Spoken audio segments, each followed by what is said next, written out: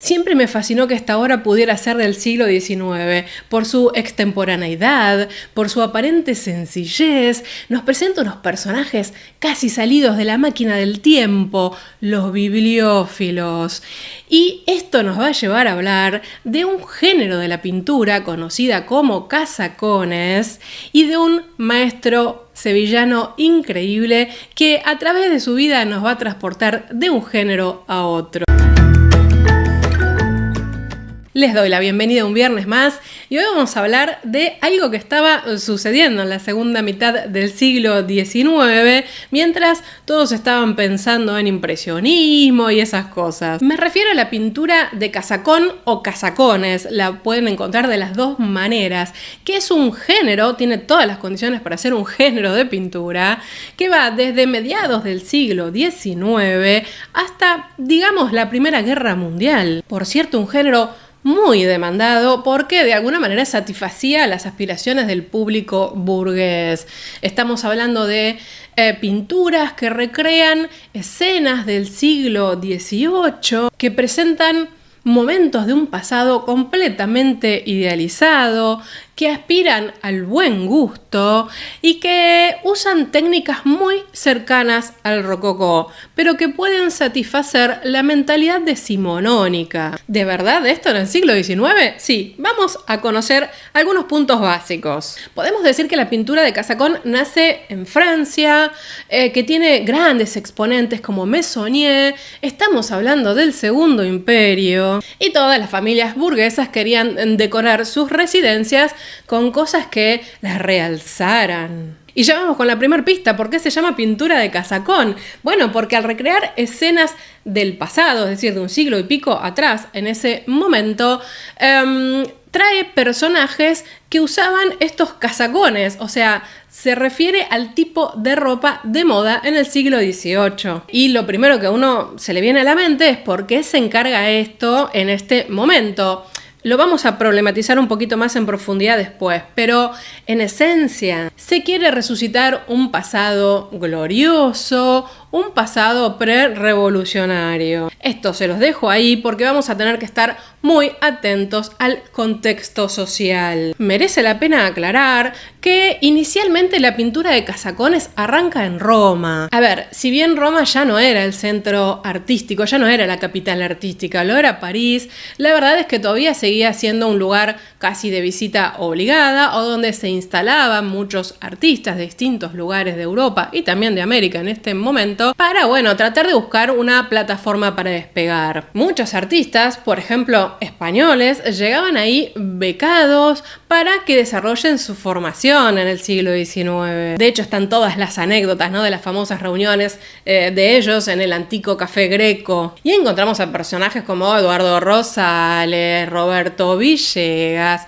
y también un tal Fortuny. Ellos practicarán muchísimo la recreación de temas históricos, dando vida, iniciando de alguna manera esta pintura de casacón. Pero volvamos a París. París tenía todas las condiciones necesarias, dije, Segundo Imperio, para que estas pinturas de corte aristocrático, podríamos decir, explotaran. Y hay un personaje aquí muy importante que seguro me lo escucharon mencionar cuando hablamos de Gérôme, que es Adolphe Goupil, un gran marchand de arte con una visión, de las buenas. Él fue el que le dio un dinamismo al mercado del arte y que parece que sabía capturar lo que necesitaba la mentalidad burguesa. Y la pintura de casacón lo iba a inundar todo, gracias, entre otras cosas, a él. Nos corremos un poco para acercarnos a nuestro caso en España. Mariano Fortuny fue un gran maestro en la pintura de casacón. A ver, España no estaba exenta en este momento histórico, un poco de lo que estaba pasando también en Francia o en Roma. Esta búsqueda de un pasado, esta búsqueda de una estabilidad y de una consolidación, de buscar un poco la gloria, ¿no? En tanto recuperación de la historia pasada, quiero decir. Con lo cual tenía amplias posibilidades de desarrollo para artistas que trabajaran estas temáticas a la española, por decirlo de alguna forma. Y de hecho, para casi el mismo periodo tenemos un Raimundo Madrazo que triunfa en España y también en Francia con las mismas temáticas, pero con una técnica un tanto distinta de la de Fortuny. Y ahora acercamos un poquito más el foco y nos vamos a conocer al artista de quien quiero hablar hoy, que gracias a él no vamos a hablar solo de pintura de casacón, sino también vamos a seguir un poquito su carrera. Y estoy hablando de José Jiménez Aranda. Nos vamos a Andalucía. En este momento histórico para Norteamérica y también para Europa, el sur de España, Andalucía, era lo exótico, era el lugar de la aventura. Así como se veía el oriente, se veía con el mismo prisma de lo diferente, de lo extraño, de lo raro del sur de España. Esto llevaba a que tuviera una suerte de abundancia de turismo en búsqueda de aventura, en búsqueda de cosas extrañas, en búsqueda de conocer culturas muy diferentes, se supone. De hecho, es muy interesante el panorama cultural de este momento en España. Pero me calmo y seguimos con José Jiménez Aranda, que nace en Sevilla para 1837 y morirá en Sevilla para 1903. Un señor muy querido, muy respetado por sus colegas, amigo de Sorolla, amigo de Berruete, y todos hablaban de su personalidad. Hay abundante documentación. Decían de él que era como un lord inglés, adusto como un alemán, frío a veces como un yanqui. Lo veían con gesto severo, con aire grave, como un antiguo personaje español, pero de maneras elegantes, de voz finas, con dejo andaluz. Rostro aguileño, de barba castaña, con ojos grandes, claros y dulces. Modesto, reflexivo, sencillo, perseverante. Berruete decía que era independiente sin afectación, noble de alma, honrado hasta la médula y de una caballerosidad perfecta. Miren qué artista les traigo hoy, ¿eh? José Jiménez Aranda desde muy pequeño ya mostrará dotes por las artes. Su familia de alguna manera lo incentivaba, de hecho él tiene 2 hermanos que también serán pintores. Él se forma inicialmente con una serie de maestros y luego entra en la Academia de Bellas Artes de Sevilla, un gran dibujante. Y ahí, mientras él va buscando su rumbo y forma su personalidad de artista, empieza a pintar lo que se vendía, lo que se demandaba en este momento, que es ni más ni menos que casacones. Y esto es muy interesante porque para pintar casacones, es decir, pinturas de casacas, no alcanzaba solamente con imaginarte una escena, representarla y punto. Tenías que estudiar la moda, tenías que estudiar cómo eran los objetos para poder hacer una representación del pasado adecuada. Es decir, que ahí José Jiménez Aranda destaca muchísimo porque se documentaba terriblemente para hacer esto. Rápidamente va a ser el gran maestro del género. Hacia 1868 él viaja a Madrid, claro, como tenía que ser, ¿no? Para ir al Museo del Prado a estudiar a los grandes maestros. Estamos hablando de que quedó absolutamente prendado de Goya y de Velázquez. Si me tomo todos estos minutos para contar algo de su historia biográfica, es porque nos va a servir profundamente para entrar a su obra. Y además de eso, por supuesto, trata de exponer en Madrid. Él para este momento ya estaba casado, tenía 31 años y estaba más que decidido a vivir del arte. Lo que sí se da cuenta es que, bueno, en España hay como, ¿no?, grandes guetos. Más que guetos, diría feudos. En realidad, el panorama artístico español estaba dominado por algunos grandes nombres. No sé, en Madrid los Madrazo lo dominaban todo. No lo quiero decir esto en un sentido negativo, ¿no? Quiero decir la fuerte presencia en la cultura de algunos personajes. Y no sé, en Barcelona estaban los nazarenos a full. Entonces él se da cuenta que no hay espacio ahí para poder desarrollarse. ¿Y qué hace? Casi diría yo una locura, porque decide mudarse a Roma, pero no se muda solo. Se lleva al padre, a la madre, a la esposa, al hermano, a un amigo y a sus 2 primeras pequeñas hijas, que eran las que habían nacido hasta ese momento. Él va a Roma sin ninguna beca, sin nada, se lanza a la aventura. Y Roma es una etapa, yo creería que es la etapa más importante de la vida de Jiménez Aranda.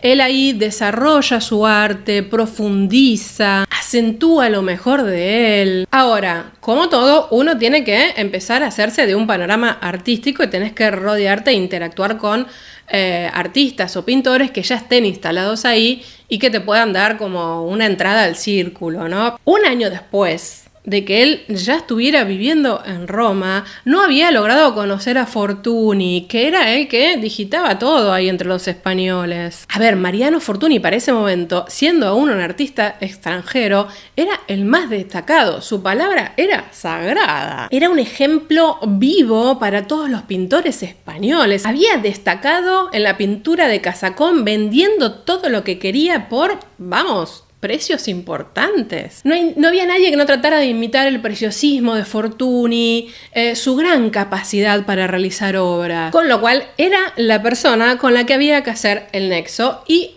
José Jiménez Aranda no lo lograba hasta que lo logró. Y es muy interesante porque esta anécdota se recupera décadas después en una revista que se llamaba Europa y América, donde se cuenta lo siguiente. Eusebio Blasco fue un testigo presencial de eso y cuenta que cuando Fortuny estaba yendo al taller de Jiménez Aranda, la verdad pensó que estaba perdiendo el tiempo y que bueno, le estaba haciendo un favor como para no quedar mal de ir a ver su obra. Cuando entra al taller de Jiménez Aranda, ve una obra que se llama Dios guarde al rey y quedó estupefacto. Le preguntó a Jiménez Aranda para quién estaba haciendo ese cuadro, quién se lo había encargado, y Jiménez Aranda le dice, para nadie, nadie me ha comprado obra desde que llegué a Roma. A lo que Fortuny dijo, yo lo compro. Parece que cuando salió de este encuentro dijo lo siguiente: no se debe desdeñar a nadie sin conocerle.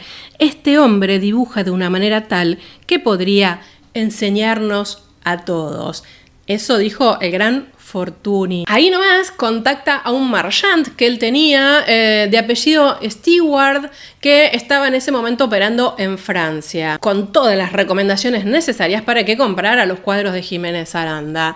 Esto continúa después porque cuando Fortuny va a visitar a este marchand, entra a su estudio y ve que había un cuadro de Jiménez Aranda, un cuadro de casacón, que estaba arriba de una ventana, de una puerta. A lo cual Fortuny se indignó y lo increpó y le dijo: ¿usted cree que era una recomendación y nada más? ¿Usted no es consciente de la obra que tiene? Indignadísimo. Y agarra un cuadro del propio Fortuny, lo descuelga y baja el cuadro de Jiménez Aranda y lo pone en su lugar. Y lo voy a citar: este cuadro es más sólido de hechura y está más comprendida la época en la que pasa la escena que ninguno de los míos. Bien, Fortuny, aplausos para Fortuny. Por supuesto, esto fue el despegue para Jiménez Aranda, que realmente lo necesitaba. Que te apadrine Fortuny era como que en Francia te apadrine Meissonier, o sea, eran los grandes pintores de casacones. Y a esta altura me van a tirar un tomatazo si no nos ponemos a ver obras. Llegamos a donde quería, que es ver las obras, sobre todo de casacones, post su etapa romana. Y ya vamos entonces con esta tienda de Fígaro. Es una escena ambientada en Roma, él la pinta allí. Nos encontramos con un ámbito claro y ameno. Un joven gitano toca una guitarra, mientras un cura y una pareja de hombres que tienen levita juegan a las damas. El barbero, es decir, el dueño del lugar, acerca una silla para unirse a ellos. Noten ustedes la documentación de Jiménez Aranda, la cantidad de detalles descriptivos, pájaros enjaulados, el cuenco del barbero de cobre que está ahí colgado en la puerta, el graffiti en la pared. Ya vemos aquí una notable habilidad técnica para representar estas escenas amenas, sencillas de la vida cotidiana. Y es como un rococó pero tamizado por una mirada de un andaluz, ¿no? Noten, por supuesto, los colores complementarios, ¿no? Los toques de verde y naranja, la naturalidad de la ambientación, ¿no? El piso de tierra, los escalones gastados, esos ladrillos que se ven hacia adentro. En esencia, un tema recreativo, un tema amable, un tema muy rococó, un poco más humilde, pero que, quiero decir, no es una fête galante, ¿no? pero que nos presenta a hombres vestidos con casacones. Y ahora, por la misma fecha, nos vamos a pasar a otra temática, pero que sigue dentro del género del casacón, que es esta obra de penitentes en la Basílica Inferior de Asís. El tema acá es súper atractivo y también anecdótico, ¿no? Porque mezcla esta cosa de procesión religiosa con la escenografía o los detalles estilísticos de las obras de Casaca y también con cierto interés arqueológico. Me refiero a que muy probablemente él vio esto cuando estuvo en Italia, pero además de eso tenés que documentarte históricamente para atrás. Y hay algo que me interesa mucho de esta obra, para que vayamos palpitando algunas cosas.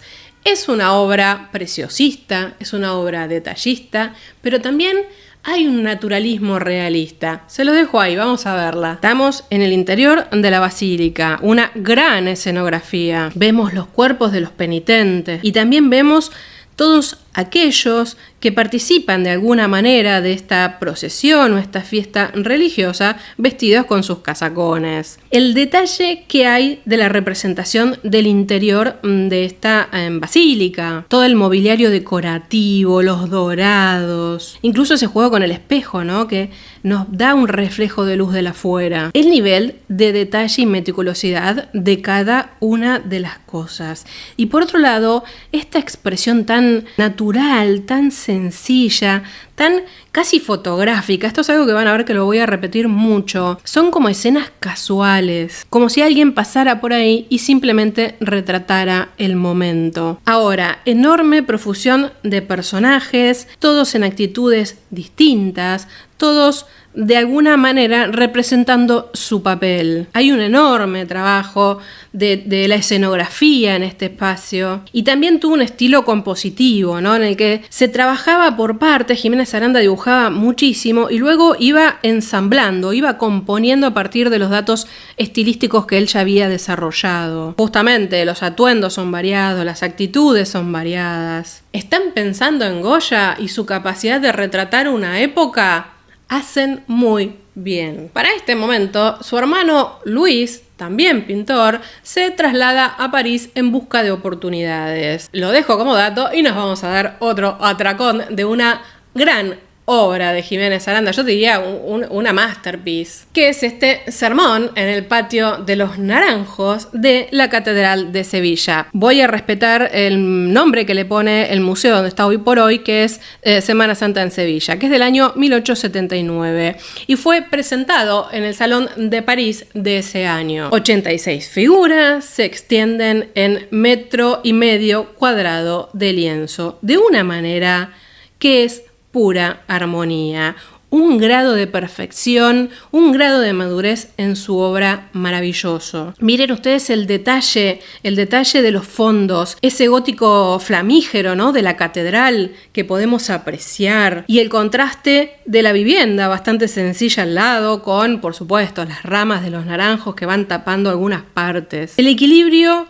delicado que hay en la disposición de las figuras, de los faroles. Hay un gran trabajo de dibujo y cómo es muy atractivo cómo construye la alternancia de los planos. A ver si me explico. Miremos, por ejemplo, este majo de color celeste, violeta, que está en el medio entre otros dos personajes. Su postura es como si marcara un plano distinto de los dos que están adelante y de lo que continúa para atrás. Lo mismo con este señor de casaca roja que está casi en primer plano y recortado incluso. Quiero decir, el trabajo de la perspectiva para ir construyendo la dimensionalidad es increíblemente exquisita. Y no podemos dejar de mirar toda la variedad de trajes y actitudes de los personajes, con mucha naturalidad, con mucha espontaneidad, como si no supieran que alguien los está retratando. Las figuras son realistas. Digo, esto habla de una enorme capacidad de observación de Jiménez Aranda. Y no me quiero ir de la obra sin hablar del trabajo nuevamente cromático que hay acá. Estos saltos de color que ayudan a componer la escena, que nos ayudan a discurrir por los distintos puntos de atención que nos quiere marcar. Está claro que este casacón debe ser una de las grandes obras maestras del género. Y es un buen momento quizás para decir lo obvio. Como ustedes ven, el casacón recorre distintas temáticas, es decir, no es que tiene un foco en escena casual callejera o escena religiosa. Se ajusta a la mirada recreativa en realidad. Por eso ahora vamos a volver a la hora con la que iniciamos este video, que es los bibliófilos. Claro, nos muestra especímenes casi en extensión al día de hoy, ¿no? Que son estos señores que muy probablemente salieron de misa, vemos la iglesia ahí atrás, y están ahí husmeando libros, están en la librería viendo que tiene disponible el negocio. Uno lee para otros en un contexto callejero, calles de tierra, grupos de personas cercanas a la iglesia. Miren ustedes lo bien que nos planta en el discurrir de este espacio. Cómo construye por etapas cada una de las partes del cuadro para luego darnos esta idea global. Quiero decir, él trabajaba muchísimo, no tienen idea de los bocetos que hacía para cada una de las obras, y cada uno de los personajes. Y todo esto que estoy diciendo me da la oportunidad de aclarar algo muy importante. El casacón parece que es fruto del azar, esta idea instantánea, pero sin embargo tiene un enorme trabajo compositivo. Además de documentarse sobre la vestimenta, sobre las actitudes, sobre los objetos, y además de todo eso buscar la naturalidad, el equilibrio, la actitud casual de todos los personajes que se representan. Algo también interesante, esta obra es esto, es lo que es. No hay en el casacón como género un mensaje encriptado, una temática excesivamente simbólica como para que uno tenga que develar otras cosas, como para que uno tenga que sobreinterpretar. Simplemente son pinturas para ver, para disfrutar. Vamos con dos piezas más para recrearnos la mirada y tratar de cerrar una macro idea de la pintura de casacón, así pasamos a lo que viene rápidamente. La partida de ajedrez o el café, que está hoy por hoy en una colección particular. Miren ustedes lo que es el trabajo cromático de José Jiménez Aranda. La cantidad de personajes y acciones que discurren en este interior. Casi todos los hombres con casacones, ¿no? Por supuesto, menos aquellos que están sirviendo las copas. Y lo que me importa mucho de acá es cómo él define este interior a través del trabajo con la luz. Y ahora traigo al otro gran maestro. Están pensando en Velázquez, ¿no? No necesariamente por la pincelada, sino por el trabajo del espacio. Hay aire acá. Hay toda una escenificación. Quiero decir, la forma de escenificación, claramente uno podría decir que es un homenaje a Velázquez. Y de escena casual a otra escena casual. Algo que podía llegar a pasar en el siglo XVIII tranquilamente, ¿no? Los políticos sentados en un espacio, debatiendo, leyendo el diario, uno un poco más ido y aburrido, tomándose una copa, en un ambiente animado. Noten ustedes el detalle de ese espejo. Vuelvan a Velázquez si quieren. Cómo incorpora la otra parte de la estancia de este local. Nos permite entrar al local. Por otro lado, las expresiones no se ven teatrales, no se ven forzadas. Un gran observador de lo cotidiano. Y el trabajo con el cromatismo que a mí me fascina. Esos verdosos, esos amarillos, esos casi rosas violáceos que pone en parte de las casacas. Y yo creo que hasta aquí, con todo lo que estuvimos viendo, ustedes habrán notado que hay como una serie de adjetivos que se aplican a la pintura de casacón que a veces hace que sea medio difícil entender para dónde va. Pintura de casacas, de casacones, neorrococó, género anecdótico, neorromántico, pintura preciosista, fortuniana, neogoyesco, dobletín, puede ser que lo escuchen si están hablando del francés, y muchas cosas más. Ahora vamos a tratar entonces de ver qué características tienen en común todas las pinturas de casacones. Hablamos de Goya. Y sí, hay una reminiscencia a Goya en su etapa más rococó. La etapa de los cartones para tapices.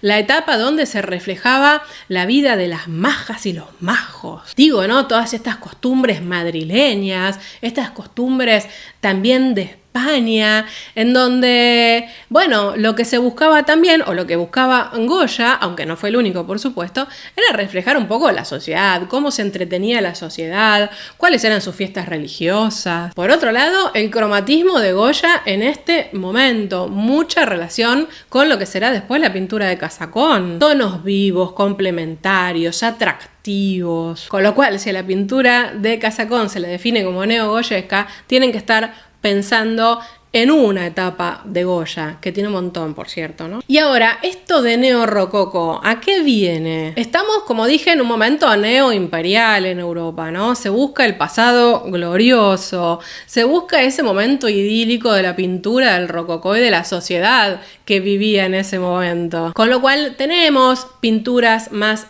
fastuosas, más suntuosas, que quizás no son las que yo traje hoy aquí como ejemplo, pero no es que no existan, por supuesto. Este es un momento en el que, por ejemplo, en Francia y también en el resto de Europa, ¿no? Se empiezan a recuperar los estilos, ¿no? Luis XVI y toda esta cosa también del diseño. Exuberancia decorativa, colores amables, escenas galantes, escenas recreativas. Sí, claro. Mucho de rococó. Ahora, uno podría pensar que en paralelo se están desarrollando los Barbizonier, los impresionistas. ¿Qué está pasando? ¿Por qué esto explota en el mercado? Ahí hay que mencionar, yo quizás lo esbocé al inicio muy por arriba, la incursión de la poderosa burguesía industrial, de los nuevos ricos americanos que viajan a Europa para comprar todo lo que no tienen. Era casi como llevarse un souvenir. Pero además de los compradores y de cuánto se dinamiza el mercado del arte por esto, tenemos que pensar también que estamos en un contexto sociopolítico en el que las nuevas burguesías también se aferran, ¿no? Se vuelven conservadoras.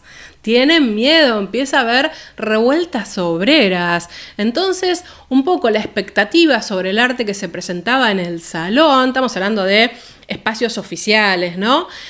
Bueno, tenía que ver con esto de recuperar el pasado, de aferrarse a un pasado y por supuesto, como todo, la pintura de Casacón se va diluyendo en el tiempo porque llega un momento ya más fuertemente hacia la Primera Guerra Mundial en donde ya no es viable en el plano social y cultural consumir este tipo de obras. Se cae el entorno que la sostenía. Y esto nos permite volver a nuestro artista de hoy para seguir un poco con su biografía y entender un vuelco muy importante. Jiménez Aranda, con las obras que vimos, llegó a ser el artista, llegó a consagrarse, ya no necesitaba más. Y sin embargo, en la última etapa de su vida, él cambia su obra, vamos a ver cuánto sí y cuánto no, en lo que se llamará el diseño sevillano, que es de 1893 hasta 1903 cuando muere. ¿Y qué es lo que provoca esto? Bueno, les voy a contar una anécdota. En 1889, en París, está la Exposición Universal. Y su hermano Luis presenta una obra que va a ser disruptiva. Quiero decir, mientras que el consagrado, el artista del que venimos hablando, presenta más bien obra de Casacón, su hermano presenta esta pieza, una sala del hospital durante la visita del médico en jefe. Una escena naturalista, sin ningún sentido épico de los grandes formatos que podían presentarse y más en una exposición universal en el pabellón español. Y ahí sucede algo. Meissonier, este gran pintor de casacones que todo lo que decía era sagrado, sobre todo en Francia, ni hablar, ve esta obra y la premia. La premia con el primer premio, que no era de su gusto, por supuesto no era de su gusto, pero él supo ver allí lo que iba a venir. ¿Se imaginan que esto fue un escándalo, no? De hecho, los mismos pintores españoles no podían creer que le dieran este premio, en realidad, a Luis Jiménez de Aranda. El mismo Luis Jiménez de Aranda dijo, no, señor, usted se equivocó, no es mi obra la que quiere premiar las de mi hermano. Claro, ya hace unos cuantos años que José Jiménez de Aranda se había trasladado a París, al igual que tu hermano que ya vivía ahí, Luis, y realmente había sido una etapa de gran producción para él, de gran afianzamiento. Él Él ya sabía que podía pintar lo que quisiera y que iba a estar todo bien. Sin embargo, no fue él el que innovó. Y cuando los propios colegas españoles, sobre todo, más allá de que también discutieron con Meissonier por su elección, fueron a hablar con José Jiménez de Aranda, porque era el que sabía, el que la palabra también autorizada para ellos, respecto de que hubiese ganado su hermano, él se dio cuenta que había que renovarse, que el pintor tenía que entender, que el artista tenía que entender los tiempos que estaba viviendo. Y entonces, hacia 1890, apenas meses después, hace esta obra que se llama Una desgracia. Noten ustedes el pasaje que tenemos acá. Estamos ante una escena callejera, vulgar, un hecho simplemente cotidiano. Un albañil que estaba trabajando en una casa se cae del andamio. El albañil, que es el protagonista de toda esta historia, no se ve. Es decir, Jiménez Aranda igual sigue siendo delicado y no nos muestra a la situación del pobre desgraciado que se ha caído. Lo que nos propone es ver a toda la gente que se acerca al sitio. Muchos personajes preocupados o curiosos. Nos ahorra el espectáculo del cuerpo de la víctima y nos muestra una escena absolutamente natural, sugestiva. Es muy interesante que noten los gestos de horror de la mayoría de las figuras, especialmente esta mujer que está delante, que genera mucha controversia cuando se analiza esta obra, porque está como que tapándose el rostro. Lo que algunos dicen es, ¿no quiere ver la desgracia que ha sucedido o no quiere salir en la foto, como si fuera a salir en el periódico? Yo no he estado aquí. La paleta de colores que usa aquí, estos grises que nos hacen entender que es una escena triste, difícil, que es una desgracia lo que acaba de pasar, tal como se llama la obra. Esta pieza fue presentada en la Expo de Madrid de 1890 y por supuesto ganó el primer premio. Pero fue solo el hecho de que su hermano Luis haya tenido ese éxito enorme en la Exposición Universal de París lo que cambió el panorama de la pintura para José Jiménez Aranda. No, pensemos dos cosas. Primero, que él en su vida personal vive momentos muy dramáticos para esta época. Él se traslada de París, luego de la Exposición Universal se traslada a vivir en Madrid y hay una peste, cólera, y ahí muere su hija, una de sus hijas y su mujer. Algo que para él implicará un nivel de desmoralización absoluta. José Jiménez Aranda hasta aquí era un hombre feliz, era un hombre que había logrado todo lo que quería, tener una familia enorme, poder trasladarla, ¿no? Y mantenerla de un lado para otro, disfrutar con sus hijos, ¿no? Tuvo también un varón, disfrutar de su familia y de su éxito artístico. Y esto drásticamente cambia. Él en este momento decide retornar a la vida en el sur de España y vuelve a Sevilla. Y por otro lado, las corrientes estéticas ya venían cambiando fuertemente con el realismo. Este cierto realismo tendrá una faceta naturalista. Los términos acá son un poco complejos. Yo después quiero aclarar algunas cosas, espero acordarme.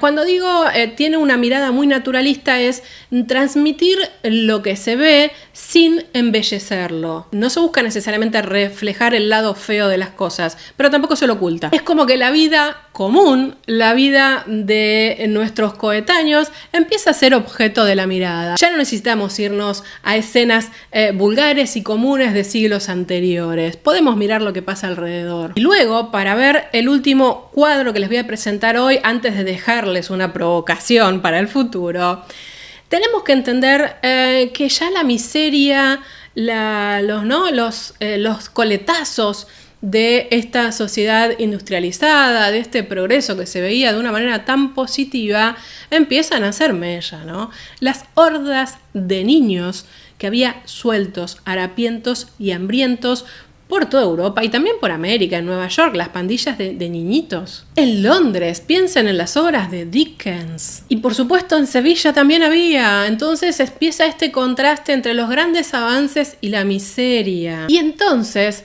empiezan a aparecer formas de pensar cómo mejorar esta sociedad desde otro lugar. Empieza toda la idea de la pedagogía.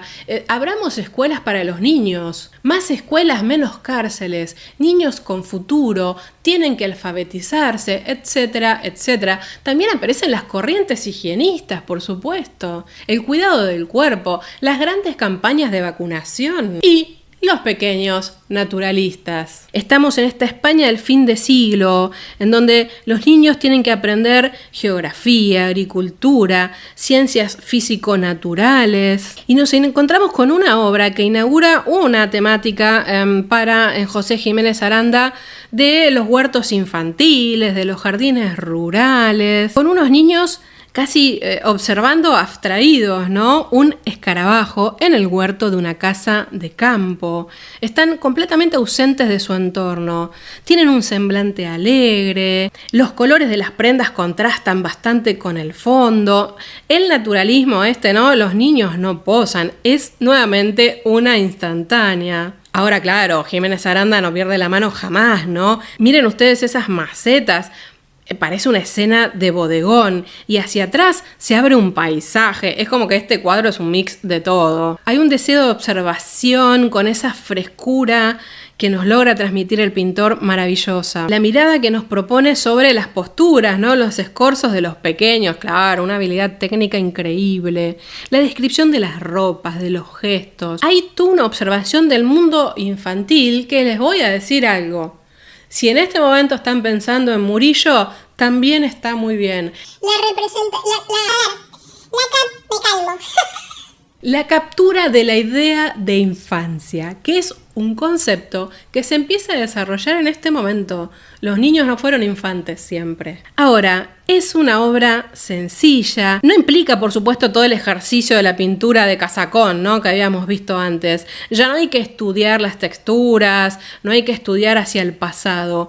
Hay aquí un realismo naturalista, sensible, con un encuadre, con una perspectiva compositiva novedosa. Cuando José Jiménez Aranda adopta el naturalismo, es decir, cuando cambia su temática, cuando se traslada a su entorno cotidiano para reflejarlo, es un artista consagrado, tiene más de 50 años. Yo lo que quiero destacar acá es que es un valiente, es alguien que se podría haber quedado en lo suyo y él, sin embargo, decide hacer un vuelco. Es más, también él empieza a coquetear con las corrientes luministas, ¿no? El tema de pintar au plein air, algo que ya venía fuerte con el impresionismo. Cuando él se termina trasladando a la zona de Alcalá de Guadaira, que está ahí muy cerquita de Sevilla, que era un lugar casi como una escuela de Barbizón para muchos pintores que se iban a instalar ahí para pintar al aire libre. Ahora, también hay que decir, porque no deberíamos ser ingenuos, que entre la pintura de Casacón y estas pinturas naturalistas que hace José Jiménez Aranda, bueno, para mí lo que cambia es el tiempo. Las escenas no dejan de ser sencillas, no dejan de ser risueñas, no dejan de ser representativas de un momento. Lo que hemos visto hasta aquí en todo este recorrido es que José Jiménez Aranda fue un gran dibujante que tiene un recorrido en la pintura enorme y una riqueza en su paleta tremenda, que fue capaz de mudar sus intereses hacia temas sociales al calor de lo que estaba pasando en el momento y que incluso en algunos casos logró plasmar cierto sentido irónico y crítico en algunas obras. Y a propósito de esto, ahí viene mi provocación. Les quiero mostrar solamente un segundo esta obra llamada Una esclava en venta, que pintó hacia el año 1897. Una joven esclava, completamente desnuda y sentada sobre una alfombra, exhibe el cartel en griego Rosa, de 18 años, en venta por 800 monedas, ofrecida en venta en un mercado oriental, agachando pudorosamente la cabeza para esconder su vergüenza. ¿Cómo podemos pensar esta obra en la producción de José Jiménez Aranda? ¿Les interesaría hablar de este desnudo en particular? esa cosa orientalista, naturalista, que parece contrastar mucho y es muy fuerte? Se los dejo ahí, me lo hacen saber en los comentarios. Yo creo que todos los que han estudiado José Jiménez Aranda definen su éxito en su perseverancia, su calidad de dibujo y su gran sentido de la composición. Un segundo para un par de reflexiones finales. Hay algo que es cierto y es que la pintura de Casacón ha sido muy poco estudiada, ¿eh? No es lo más común encontrar trabajos académicos o de historiadores del arte, etcétera, etcétera, o sociólogos del arte, que se fijen en la pintura de Casacón. Fue un género bastante menospreciado, como pasó en algún momento con el rococó, ¿no? Temas triviales, y entonces la llamamos de cualquier manera, la mencionamos de cualquier manera y es algo que no es trascendente. Y yo no creo que sea así, porque cada momento histórico habilita formas de representación y por algo existió, de la misma manera que por algo existió el naturalismo y el realismo después. Quiero decir, los artistas, de alguna manera, toman posición, toman partido, ya sea retratando un problema social, una barricada, o retratando una escena de niños, o retratando una escena de Casacón. Finalmente, José Jiménez Aranda, ya mayor, dejará sus pupilos, sus discípulos, a cargo de un pintor muy importante, importantísimo, que es Joaquín Sorolla. Y dirá lo siguiente: Sorolla les enseñará a ustedes bien, porque aunque joven, sabe mucho, es pintor de gran oficio y tiene un porvenir brillante. Sorolla, años después, diría lo siguiente sobre José Jiménez Aranda: fue Jiménez Aranda quien supo ratificar en mí los principios del naturalismo, asegurarlos de modo firme, con aquel su perfecto equilibrio, con su admirable ecuanimidad artística. Hacia el final de sus días, José Jiménez Aranda hizo casi 700 ilustraciones para una versión del Quijote. Quizás sea el mayor ilustrador del Quijote de la historia. Hasta aquí entonces la entrada del día de hoy. Yo en lo personal me di un gustazo, barrí 2 géneros y un súper artista para mí, obviamente. Ya saben, espero sus comentarios, les dejo mis contactos de redes, la página web y nos vemos el próximo viernes. No olviden de suscribirse y regalarme un like si les gustó esta entrada. Adiós.